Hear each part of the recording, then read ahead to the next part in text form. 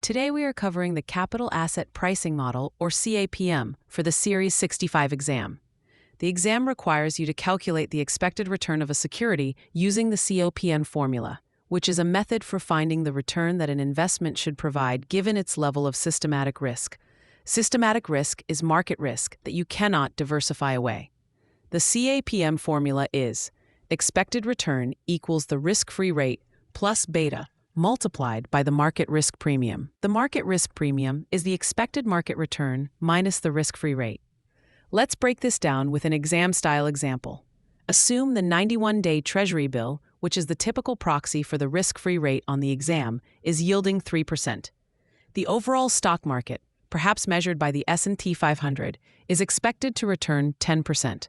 A specific stock you are analyzing has a beta of 1.2. First, calculate the market risk premium, which is the market return of 10% minus the risk-free rate of 3%, giving us 7%. Next, you multiply the 7% market risk premium by the stock's beta of 1.2. This gives you 8.4%. Finally, add this to the risk-free rate of 3%. The expected return on this stock, according to CAPM, is 11.4%. On the exam, a common trap is providing you with extra irrelevant information, like the stock's standard deviation or its correlation coefficient.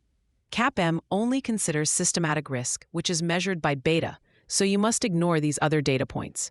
Another key concept is the security market line, or SML. The SML is simply the graphical representation of the CAPM formula.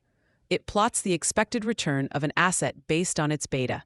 For the exam, you need to know that any stock plotting directly on the SML is considered fairly valued. A stock plotting above the SML is undervalued because its actual return is higher than the expected return for its level of risk. Conversely, a stock plotting below the SML is overvalued because its actual return is lower than what CAPM predicts it should be for its risk level. The exam might not ask you to draw the line, but it will test your ability to interpret this relationship. For instance, a question might state a stock's actual return was 15% when its CAPM expected return was only 13%. In this case, the stock outperformed and would plot above the SML, meaning it was undervalued.